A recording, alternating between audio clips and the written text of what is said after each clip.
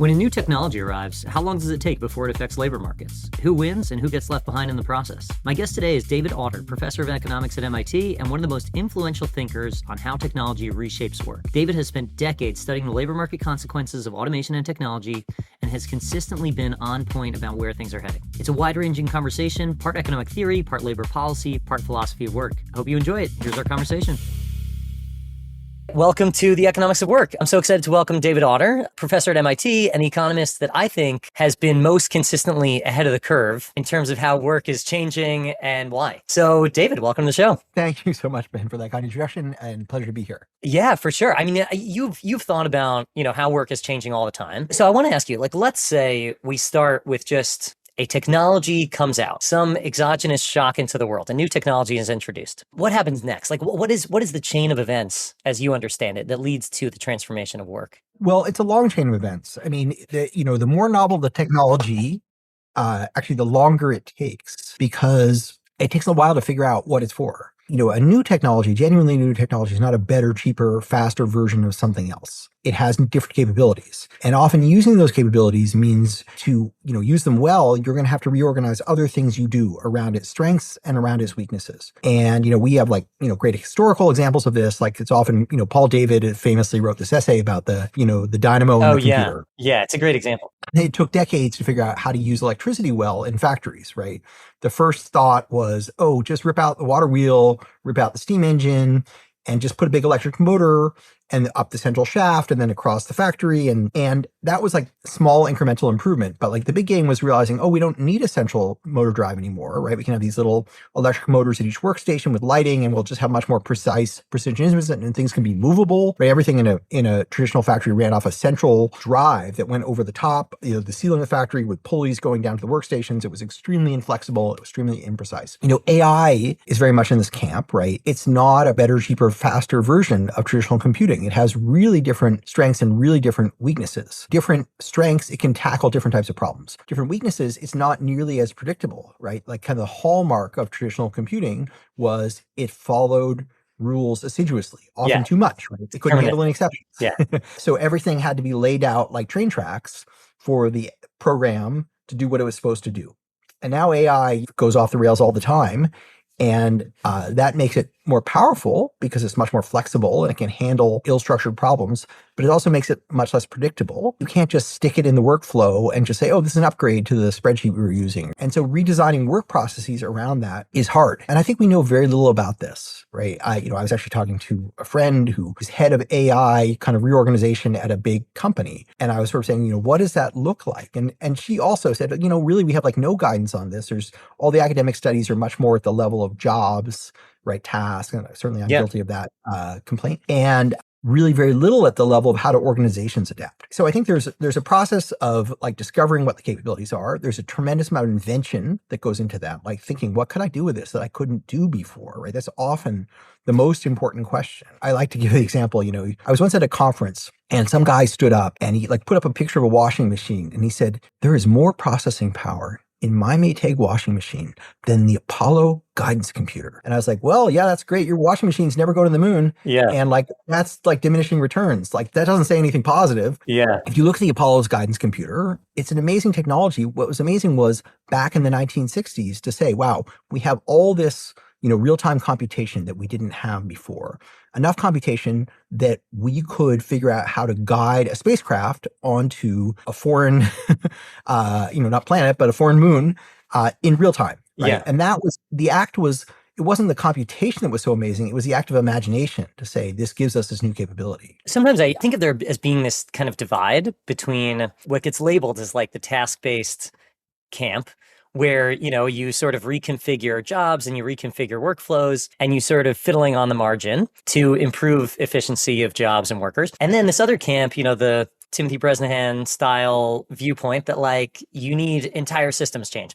And this dynamo example reminds me of a very system-wide reinvention of how work gets done. And I wonder if that is more of a spectrum. When we're reconfiguring jobs, we're also maybe reconfiguring teams and business functions. And maybe there's this more continuous hierarchy, and there's always some business process innovation at the micro level and macro level, and maybe I don't know. Do you think of there as being a major distinction? I agree with you. It's a spectrum. If you say, look, are the computer programmers' jobs changing now? Yes, very fast. Right? It's kind of a task level change, right? Yeah, The set of things, the inputs they use, technologies they use, right? It's certain things they're just not doing as much of anymore, and they're redirecting their efforts, right? Without a wholesale change of the job. But there's also many system level changes, right? Like the movement from like brick and mortar retail to e-commerce, that was a system change, right? It wasn't a task change. For decades, Walmart had no competitors, right? And all of a sudden it had a competitor, but the competitor was a different business model. And so that happens too. I don't think it's either or. I think yeah, it's crazy to think that technologies don't change jobs unless they revolutionize a system. Seems like a absurd claim. It would also be equally absurd to say the only thing that ever changes is like the subset of tasks that are mechanized within some job. yeah, I mean, a lot of work that we do is not even, you wouldn't even say it's changing the system. It's like it's work that didn't exist. There were no data scientists, right, 30 years ago. Now there's 250,000 of them. yeah, All the people who work, where did the pediatric oncologists and the cybersecurity experts and the wind turbine technicians and so on, right? So a lot of what we do is neither just automate some tasks nor produce a new system that does the same thing but differently. We spend a lot of our effort on doing things that we didn't used to do. A transformative technology is an enabling technology. It's not simply a kind of a better, cheaper, faster technology, right? So Eric Brynjolfsson likes to point out, if you went back to ancient Greece and automated all the things they did, you wouldn't have a modern society, right? You'd have ancient Greece without horses. right. It wouldn't have flight. It wouldn't have telecommunications. It wouldn't have penicillin. Part of what makes the world modern is not just what we automated, but what we've enabled. We have all kinds of capabilities that were just, totally out of reach, right? Like we're inconceivable. We didn't have flight. We didn't have the ability to communicate over long distance instantaneously. We didn't have written communications. We didn't have Yeah, reading. And of course, all of the, medications and medical treatments that extend our lives and make us healthier and so on in some cases. So yeah, those technologies are not, neither are they an automation of some existing thing, nor are they a reorganization around some providing an existing thing a new way, right? They're new things. do you think AI might be different in that way? Like it seems like the way that AI is presented and commonly understood is that it is designed specifically to automate tasks. It has that like task automation objective in a way that, I'm thinking of like telecom, innovations, just like made switchboard operators irrelevant, like just like that. It wasn't gradual, it wasn't task based at all. It was complete new way of doing things. Well, I mean, I think actually you'd say it basically automated all their tasks all at once. That was like one for one. Literally a machine did exactly what the Yeah. person did, right? You had a person who basically plugged and unplugged it. All of a sudden you had switches, Yeah. right? So it's a very unusual case of an almost wholesale replacement. Right, right, right. Yeah, I had always thought of that as like a systems change, but I guess you're right. It just automated an entire job wholesale. Yeah, up until recently, we made many more phone calls than we used to, right? And Yeah. the big difference was automated switching. Yeah. And the whole routing problem is still happening the same way, right? Still routing. It's just that first they were, mechanicals relays, and now they're electronic switches. They're like in Kendall Square, where I work. There used to be entire buildings that were just filled with relays that were just telephone switches. Yeah. That's wild. So let's say we have a subset of tasks that get automated, and let's say it is just happening at that micro level, not at a systems level. Then let's say you have 20 tasks in your job or something like that, and six of them get automated. What do we actually do? I know like we could introduce new tasks, we could specialize in the remainder, we could sort of break down the remainder into a few, into like more subtasks. But what do you think mostly actually happens? I don't know if I think of AI as a more of an automation technology than the previous wave of computing. Previous wave of computing, it was exactly set up to follow rules and do tasks that people would have done, right? Calculation, sort of, we figure out how to extend that to many things. Yeah. I think what makes AI very distinct is that it can learn from unstructured information, right? Everything we Right. did with traditional computing, we did kind of deductively, right? We figured out the steps and then we programmed the computer, and AI learns inductively, right? And so that deductive logic was a fundamental bottleneck to what could be readily computerized, because there's so many things that we do, we don't know how we do them. So you can't just write a piece of code that does it, right? We don't know how we process visual information, right? We don't know how we control our hands and arms, Right. right? We don't know how we think of jokes. We don't know how we come up with hypotheses, right? We don't know how, like, I couldn't explain to a kid how to ride a bicycle. I don't know how it works, right? You just get on it and Yeah. then gravity does the rest. That was a huge bottleneck. And so it meant the set of activities that were readily, coded up in software and done by machines was pretty circumscribed. Because AI learns indefinitely, it can now move into the tacit domain, the things that we could do without understanding them. Now it can do many things without understanding them. The philosopher, Michael Polanyi said, we know more than we can tell, right? Yeah. Polanyi's paradox. Yeah. Well, AI now knows more than it can tell us, right? That's what I call Polanyi's revenge. It does all kinds of things that we don't know what it's doing. Obviously, computer scientists understand the mathematics behind it, but understanding the mathematics behind it is not the same as understanding what it's thinking, right? Like Right. you could be a neurobiologist and understand how the brain works, but you wouldn't be able to dissect someone's thoughts. So it extends the domain of things that AI tacit or things that AI can be applied to a much, much broader set of activities than traditional computing. Now, I'm still responding to your question about, is it the world's greatest automation technology? I think so. Let me just two more big points in this. One is, Sure. I think a lot of people who are designing it think that, and they're really gripped by this sort of, AGI paradigm. Like, OpenAI says, in their mission statement, our goal is to make, artificial general intelligence dash dash, by which we mean machines that can, I think it's like, outcompete humans in almost all economically relevant domains, Yeah. dash dash, to benefit humanity, which just like strikes me as a horrendous oxymoron. Yeah. There was this tweet about, we're a modest company with a modest goal to sell a quality product at a fair price and to drain the world's oceans to find and kill God. Although I think they're walking back from it, or they're trying to walk back from it. I mean, we'll hope see. so. That's, I we'll hope see how so. they position I've themselves. certainly I've been running a personal negative publicity campaign against the slogan for a couple of years. Maybe it's effective, I hope so. Yeah. I'd like to change. I change the world in this small way. Yeah. If you said, we have so many unsolved problems in the world, what is the best technology for solving them? Is it make more replica people, or is it like make machines that do those things that we can't do? Right? Like Yeah. you said, is the way to solve our power generation problem to make synthetic humans or to make power plants? I'd sort of say, yeah, I'd probably go with power plants. Well, yeah, although I mean, I guess you could make the case that, let's say you make a machine that can do, half of the tasks of every job, then that is kind of, doubling the productivity of every person, presumably. Sure, And but I that's, mean, it doesn't allow me to fly. You could make the world's best synthetic David Autor, and he would be no closer to flight than I am right now. yeah, but if you can free up that much more human capacity, then we'd sort of reconfigure to, maybe invent flight. I would say that the people who are making idea, well, no, it will solve that problem for you. First, it will Right. exceed you, and then it'll solve that problem for you.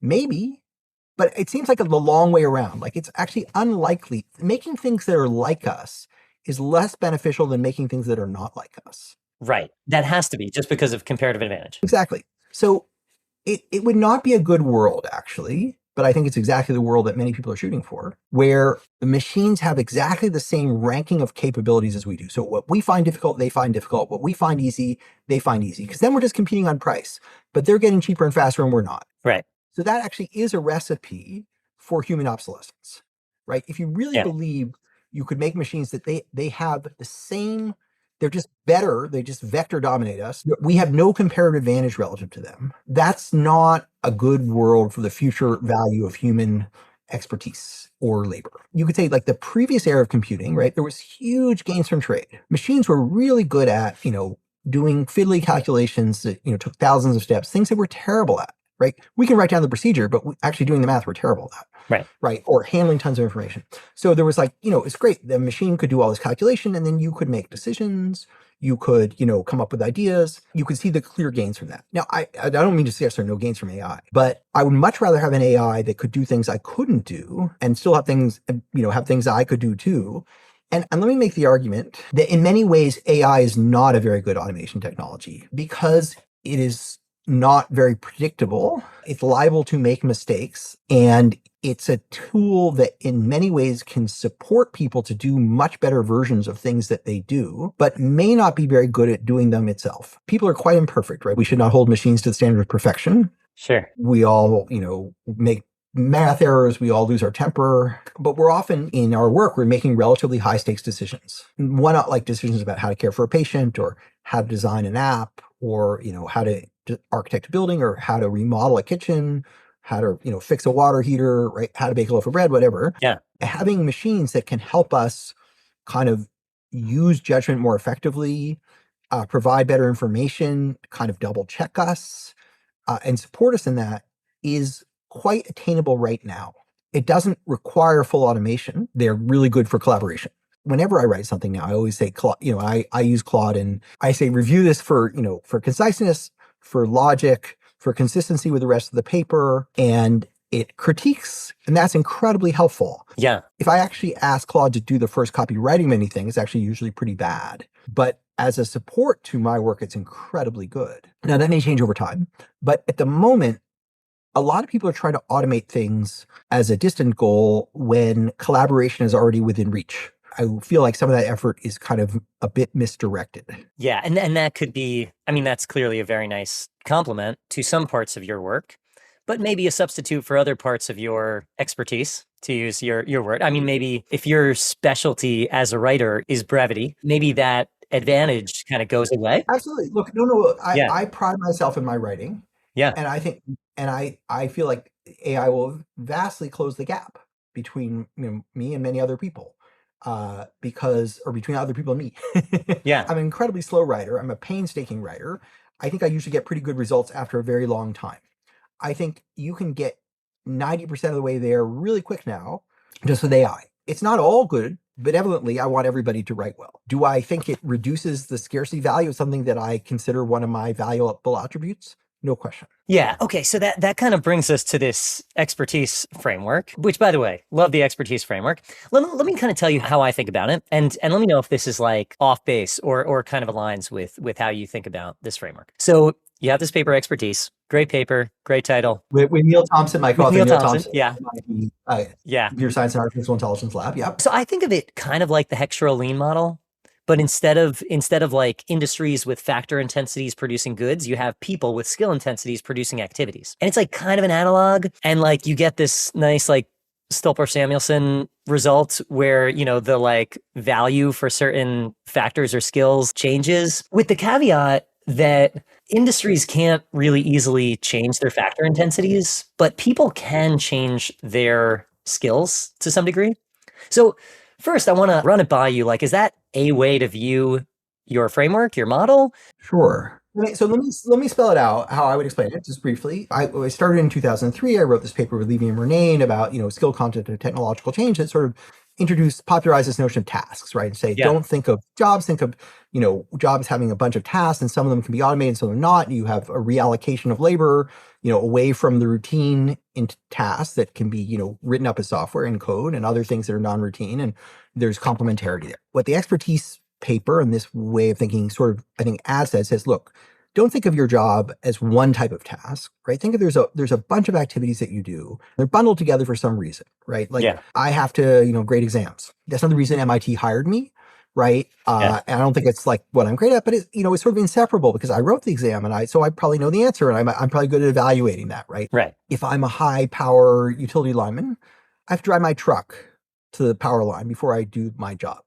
No one hired me to drive a truck, right? That's like not my real skill, but it's something I have to do. On that idea of like why certain tasks get bundled with other tasks, like, is it ultimately really about transaction costs that like within a person, transaction costs are low and between people they're high? I think that's one of the important reasons. Okay. I mean, it may also be like there's some physical inseparability between them. Yeah. Right. Like in terms of the utility lineman, right? Like you have to get to the place, right? But yeah, I think often they are bundled together because of transaction costs that you can't infinitely subdivide because there's too much localized knowledge to delegate that stuff, right? Yeah. If we're fortunate, we're very busy. We have people we can delegate to, but there are many tasks I'm simply not able to delegate, even though I would love to, right? There must be the transaction cost of delegating it. Yeah. Exceeds the cost of me just doing it myself. So I have very strong feelings about what I want automated and what I don't. Do I want my grading automated? Yes. Do I want my ability to produce ideas and research them fully automated? No.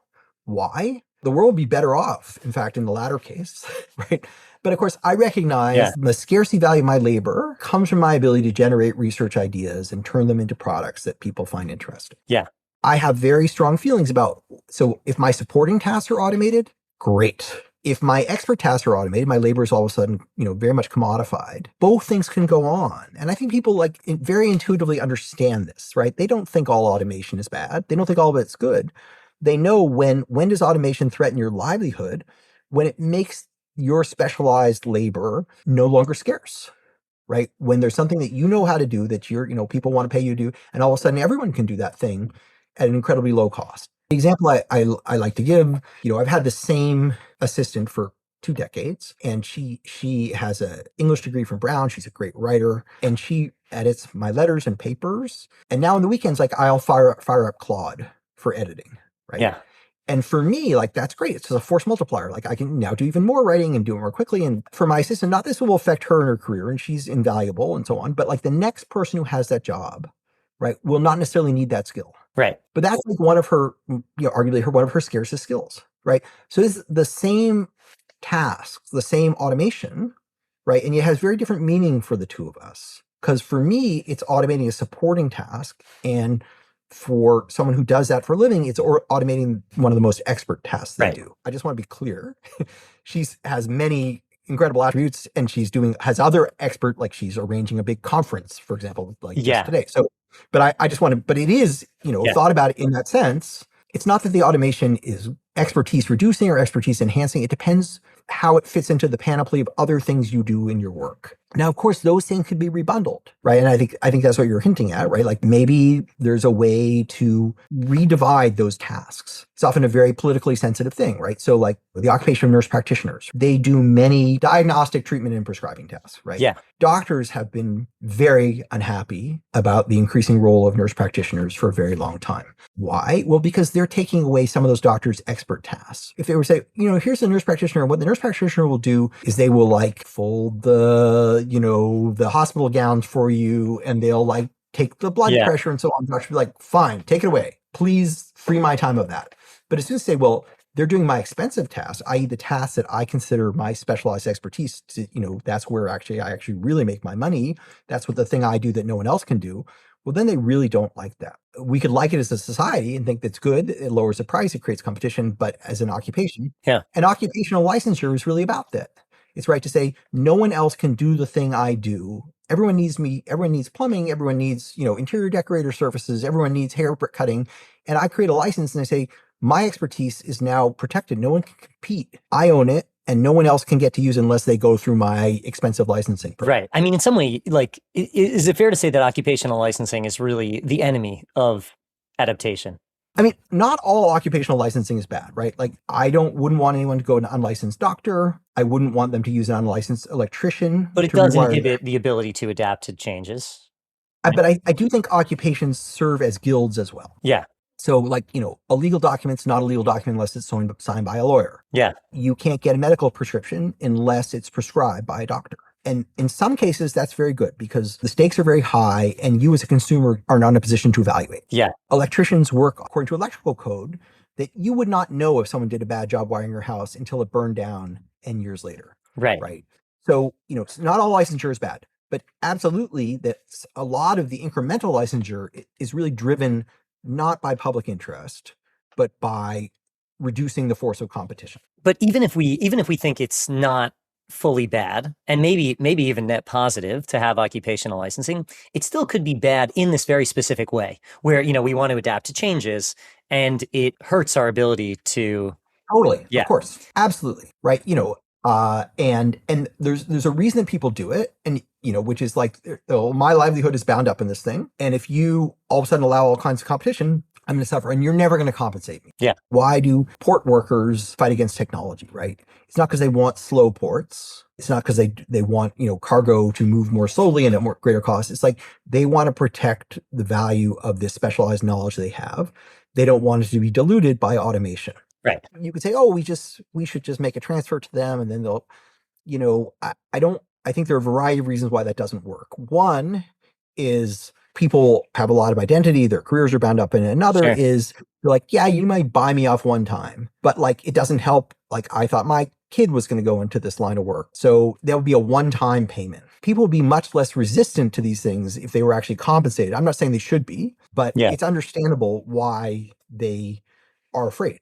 Yeah. So just to summarize my long exegesis here. So the thesis Sure. of the expertise paper is that automation exposure, people often use automation exposure as a proxy for the danger you face from technology. Oh, you're very exposed to AI. Whew, that's bad for you. And the point that paper makes is no, it really, really matters whether you think that AI or that whatever technology is going to allow you to amplify your comparative advantage, focus on the thing that you're really good at and do more of it, or whether it's going to dilute the value of the specialized knowledge you have. And we've seen a lot of both during the last 4 decades during the computer era, right? Jobs that were very exposed to computerization, they really bifurcated. So a lot of professional work had tons of calculation, information retrieval. That's what research is. But those were supporting tasks. And computerization, like, was a force multiplier for that work. All of a sudden, you had enormous amounts of cheap input to do the hard part of your work. Now you don't spend your time on your calculation, on looking things up, right? You spend time on analysis, on decision. Yeah. For other people,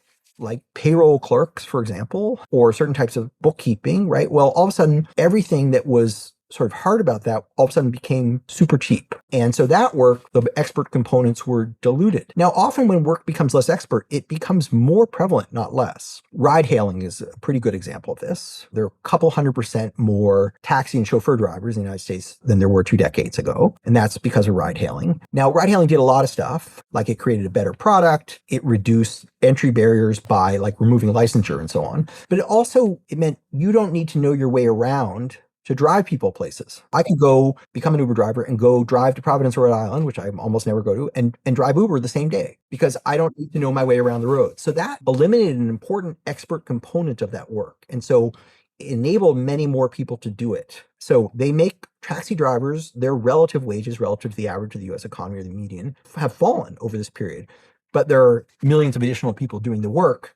It's a mixed bag. Yeah, I feel like one narrative that gets thrown out is that AI or some other technology may level up the middle skilled, but not really help the very top tier elite. That would be And good. well, yeah, would it be good? I mean, here's one theory where it's like maybe not good. Like let's say the middle skilled get a lot more productive, and great, their value of their marginal product of labor increases, good for wages. But if you don't really need that much skill to enter this, then like what really is their scarce expertise? Maybe that just accrues to capital and they just get commoditized and you get a bunch of low skilled people to do expert work and there's no scarcity value. Sure, absolutely. So Yeah. if AI made it so that anyone could do anything, you needed to know nothing. Well, yeah, that's an extreme case, but like, if you need to know some little amount. And Yeah. all labor would be interchangeable, right? And Yeah. then, and that would not be a very good world, right? Because there would be very little scarcity, right? So Yeah. you wouldn't command much of an expertise premium. And so a world in which everyone is like, delivering the box from the truck to the house, and that's the entire job, that's not a world where labor is going to be treated very well. I mean, employers, they're not charities, right? Yeah. And they treat scarce workers better because they realize, well, this person's hard to replace. Well, if every person's interchangeable with every other person, that's not true. So I agree, a world in which there is no scarce expertise is a very difficult labor market. Yeah. But I would say in many cases, expertise is too scarce, right? That we live in a world that's dominated, an economy that's dominated by high-priced, highly educated, highly credentialed experts who are not getting more productive, but are getting more expensive. Yeah. So that's true in healthcare, it's true in education, it's true in law, it's true in design, it's true in contracting, it's true in engineering. And the weight of those things in the economy has shifted a lot over time, right? We used to spend more on goods. We used to spend more on manufactured goods. We spent less on education, less on healthcare. And those things had a lot of productivity growth. Yeah. It was, part of the rising standards of the 1950s. Well, oh, wow, we can have bigger houses. Oh, we can have convenient appliances. Oh, we can have great cars. We can have a nice television set and so on. Those are all goods. And so we had enormous productivity growth in making all those things. But we haven't had the same productivity growth in education, in healthcare, and in these services. They have become more important over time, both because, everything else, those other needs are, John Maltz cost disease. Yeah. right? But it's also the case that as we become more affluent, our demand also for healthcare and education becomes larger, Yeah. right? So health is the ultimate superior good, right? In the long run, right? You don't just want a better quality of life, you want more of that life, right? If you could choose between making your life 10% better in all the remaining time or 10% longer, you'd probably choose 10% longer, right? I know I would. Never thought about it. Yeah. I feel like my life is good enough. Whatever way it isn't good, that's like pretty much because I'm not using it well. Yeah. It's not like there's some material thing that would make my life 10% better very readily, right? Yeah. But having an extra 8 years of life, that's very hard to come by. And I mean 8 healthy years. And that's actually something very important to know is that most of the increase in longevity has been accompanied by is additional years of healthy living. It's not like an extra 8 years drooling into a cup, right? It's an Yeah. extra 8 years. People still basically deteriorate and die at about the same rate they used to. It just happens later. Interesting. Okay. So, Good to yeah, know. actually, Yeah. I went to see a paper on this recently. I thought it was very cool. Actually, Amy Finkelstein was giving this paper Oh, and cool. with Liran and Nav, and just showing that most of the people enter the kind of deterioration of health just happens later in life now than it used to. So naturally, as we get more affluent, we're going to spend more on improving health or maintaining health. Go to Silicon Valley, you see all these, billionaire bros, right? They have their blood boys and Yeah. their Yeah.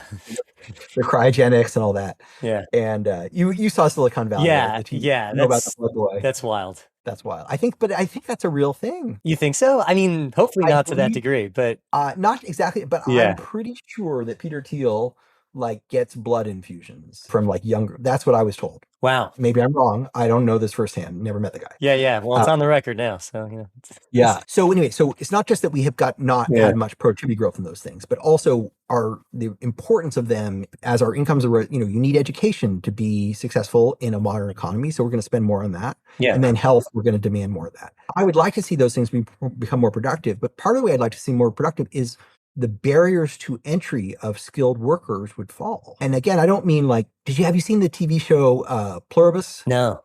Is it good? Oh my God. You have to see Pluribus. Okay.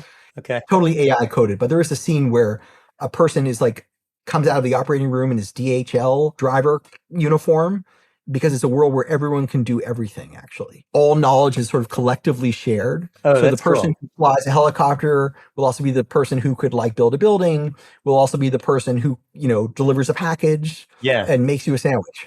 So I don't imagine a world in which I could just walk into a hospital and say, Otter, we realize you're squeamish about blood and you've never pulled off a Band-Aid, but here's an AI and just go to it, go to town, take care of some patients, right? That's not going to happen. Yeah. But I can imagine a world where someone had a 4 or 5 year medical degree that they started right after high school, and they can do a lot of diagnostic and care tasks, right? That at present require many more credentials, right? And why can they do that? Because they have better tools. Sounds like a very nice world for the consumer. But also for those workers, that For those workers. our guilds, it's a small percentage of people who are making a ton of money. I'm not saying Yeah. they're not worth it. I'm not saying my medical doctor isn't worth it. I'm not saying an MIT professor isn't worth it, right? But Yeah. we are monopolizing a big piece of the economy, and everyone has to buy from us, right? They need our education. They need the healthcare. They need it. But, we're not getting more productive. We're just getting more expensive. And remember, only 40% of, US workers have a 4 year degree. Yeah. A much smaller percentage, again, have a graduate degree. Much of the money is going to that elite with graduate degrees,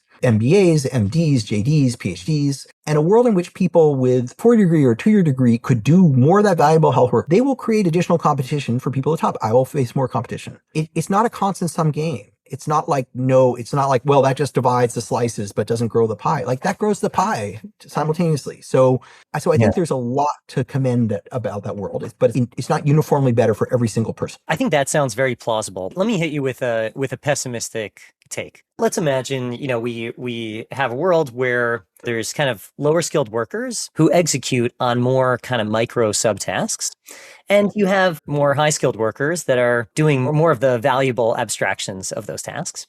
And it's easier to automate micro subtasks than broader abstractions and whole workflows. So that's going to be kind of the first to get automated, let's say. And then let's say we think of a job as a mix between executing tasks and coordinating between tasks. Then that coordination premium should go up as more gets automated.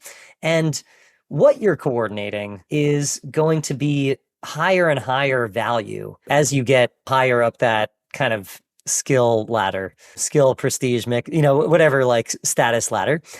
And I know not every technological change is skill biased, but it feels like there's a skill bias built into the nature of automating technologies in if you think of broader, more complex abstractions as more high value in general.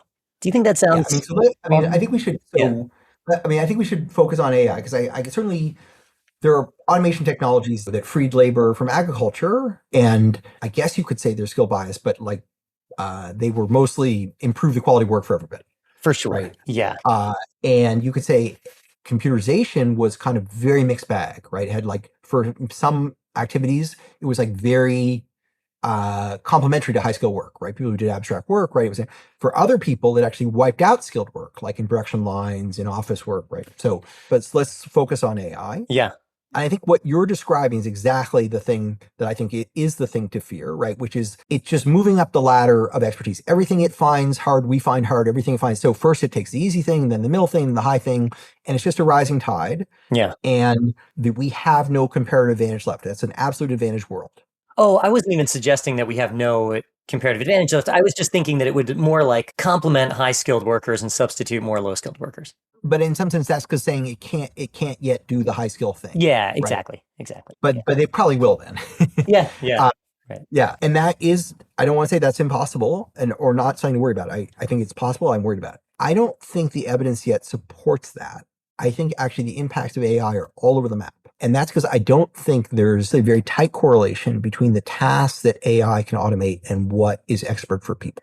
And that's actually what I'm working on Interesting. right now on a paper that's trying to figure this, trying to measure this and trying to, try to assess that question. Because I think that is fundamental, right?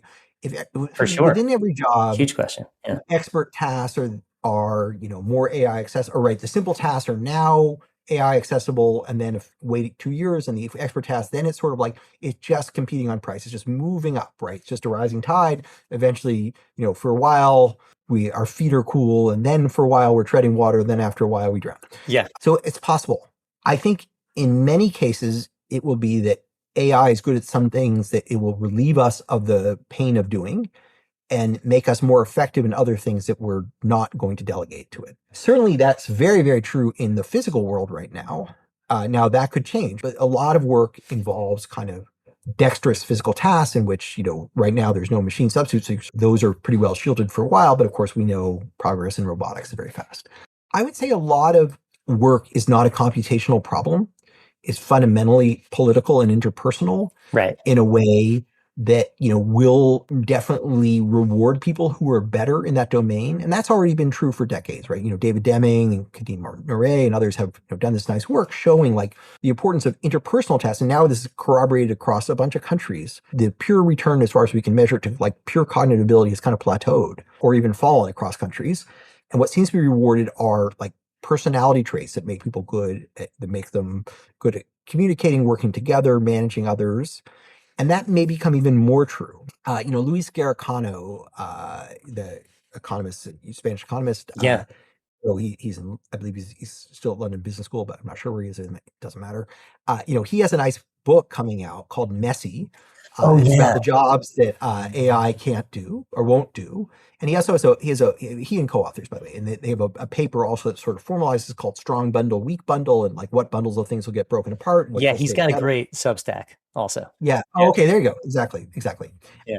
Let's say you and I ran 100-person company, and after work we decided rather than going to the bar, we'll go to consult our AI oracle, and it tells us exactly how to reorganize the company. And we were sure it was right. We could not do that Right. like overnight or even because it's a political problem, right? There are people who have roles, they have property rights, they have information that we would need, but they won't share it with us.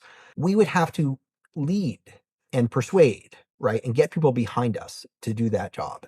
So the fact that AI would tell us, quote, how it should be done would not actually do the work. And I think there's a lot of work where it's going to matter who is leading, who is deciding, and a lot of work will be translational and already is, which is a translation between some knowledge domain and other people, Yeah. right? A lot of what doctors do is translational. A lot of what academics do is translational. So let me like kind of make a thesis statement here, right? Like, what are the skills that are really important in this era, right? We live in an era where we are drowning in information and noise of dubious quality. Yeah. there was a time when there was less information, but it was probably better. When I was in college, there was less information, but the stuff in the library was pretty good. Now there's tons of information and stuff on the internet is pretty heterogeneous.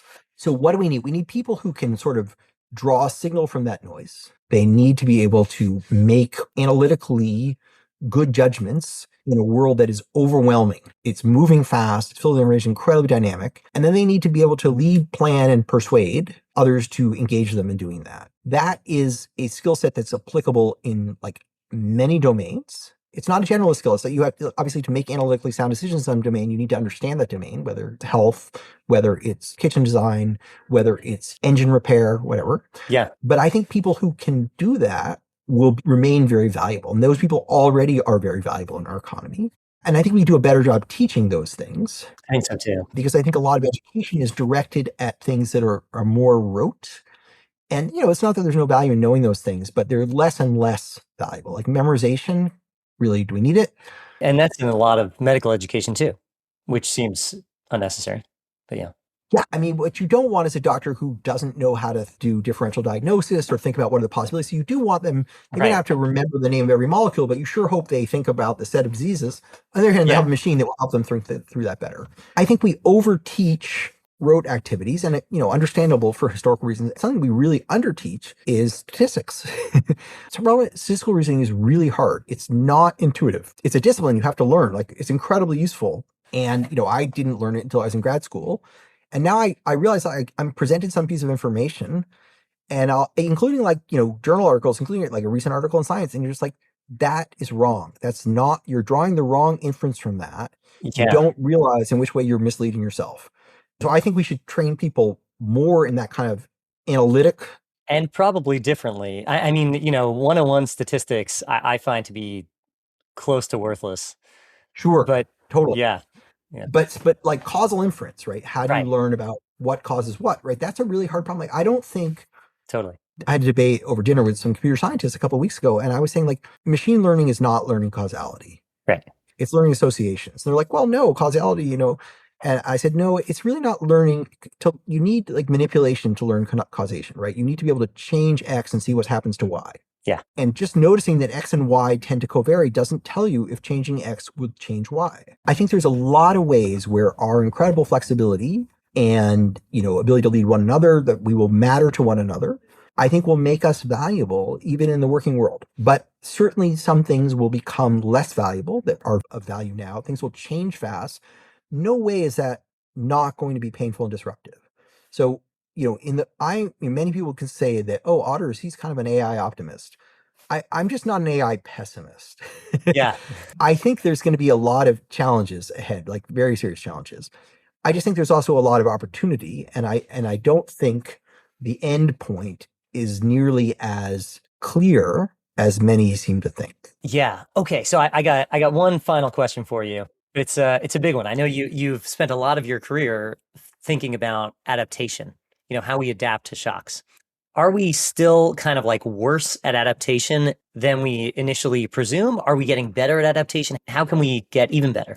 So I assume you mean adaptation in the labor market. Yeah, yeah. I'm thinking like, Yeah. in the China shock, it took a long time for us to adapt, and I wonder if that's still the Yeah, case. Yeah. amazingly little from the experience of the last 25 years. Like the China trade shock Yeah. finally got people to wake up and say, oh my God, like that, actually, it turns out losing 1 million or 2 manufacturing jobs is kind of traumatic. Yeah. So you would say, and therefore we've implemented all these policies to help people adjust. But in fact, we've done the opposite.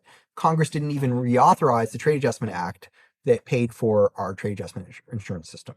So I do not think we're well set up to support transitions. I'm very in favor of, for example, wage insurance. I'm involved with a big attempt to do a demonstration trial of that idea, something that was tried in a couple of presidential administrations ago. Yeah. The challenge is that most people don't make big career transitions midway through their career. Career transitions basically happen, kind of generationally. Like a parent leaves manufacturing, they lose their job, their kid says, oh my God, I'm not going to manufacturing, and they go do something different. And so the labor market has a natural rate of adjustment, which is a couple of percentage points a year because people retire, no one has to be rehired. Yeah. That works fine. When things change much faster than that, you're asking people to make big changes in what they're expert in. And in general, what happens when people lose specialized careers is they move into less expert work. And less expert work tends to be lower paid because there's many more people who can do it. And I think that's a big challenge. So I think we are underinvesting in supporting people to make the transitions that almost inevitably are going to have to be made. What are supporting policies? One is, as I mentioned a minute ago, wage insurance, which is the idea that basically it's a subsidy to re-entering the labor force, potentially at a lower wage. That's when it comes in. But, it's temporary. You say, well, this is temporary. It's not forever. It's up to a certain amount of money, a certain number of months. Keep looking for a better job, but don't stay out of labor force for 2 years while you hold out for a better job. Yeah. Right. The evidence on that is very positive, but we need much more of it. Another is modernized training programs. Training is makes people's eyes glaze over when you mention it. And it's just not that effective historically, right? We know much more about it than we used to. Okay. We do have much more effective examples, and we have much better ability to evaluate those on an ongoing basis.